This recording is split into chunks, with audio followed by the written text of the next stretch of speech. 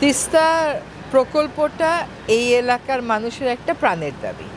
এটা এই অন্তর্বর্তী সরকার মূল্যায়ন করেছে এবং বিবেচনায় নিয়েছে। তিস্তা একটা অনেক বড় প্রকল্প এবং এই প্রকল্পের অনেক ধরনের অনুষঙ্গ আছে, অনেক ধরনের কম্পোনেন্ট থাকার কারণে এইটার স্টাডিটা একটু ভালো করে করতে হচ্ছে। আমাদের পক্ষ থেকে যা করার সেটা আমরা করে চীন সরকারকে পাঠিয়ে দিয়েছি। আমাদের ইআরডির মাধ্যমে বৈদেশিক প্রকল্পগুলো যে দেখে অর্থ মন্ত্রণালয়ের অধীনে, তার মাধ্যমে আমরা কিন্তু এটা পাঠিয়ে দিয়েছি। এখন চীন সরকারের বিশেষজ্ঞ দলরা এটা যাচাই বাছাই করছে।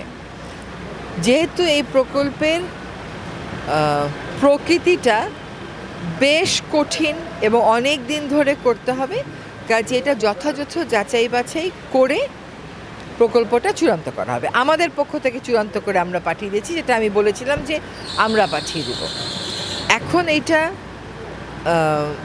চীনের বিশেষজ্ঞরা যখন হ্যাঁ বলবে, তখন চীনের যে ব্যাংকিং সেক্টর তারা হ্যাঁ বলবে, তারপরে বাংলাদেশ সরকারের সাথে একটা চুক্তি হয়ে তারা কাজ শুরু করবে।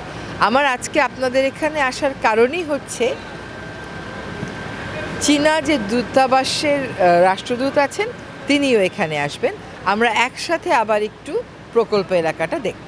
ফ্রি ফেয়ার এবং ক্রেডিবল না হওয়ার কি কারণ থাকতে পারে এটা আমাকে একটু বুঝাতে হবে। মনে মনে যদি নেতিবাচকতা পোষণ করেন তাহলে প্রশ্নটা ওরকমই হবে। এই সরকারের কোনো কারণ কি আছে এটাকে ফ্রি ফেয়ার এবং ক্রেডিবল না করার? আমাদের কোনো রকমের কোনো স্বার্থের দ্বন্দ্ব আছে এখানটাতে? আমাদেরকে দায়িত্বে বসিয়েছেন আপনারা, আমরা কিন্তু নিজেরা কেউ সেদে আসি নাই। আমাদেরকে যে দায়িত্বটা দেয়া হয়েছে সেই দায়িত্বটা আমরা পালন করছি। এক হচ্ছে অন্তর্বর্তী সরকারের কারোর সাথে যেহেতু নির্বাচনের কোনো স্বার্থের দ্বন্দ্ব নাই, এটা ফেয়ার এবং ক্রেডিবল না হওয়ার কোনো কারণ নাই। 2 নম্বর বিষয় হচ্ছে যেহেতু এখানে প্রধান রাজনৈতিক দলেরা সকলেই নির্বাচনমুখী, দেশের মানুষ ভোট দিতে চায়, সুতরাং এটা সকলে মিলেই যেন আমরা ফ্রি ফেয়ার করে ফেলি।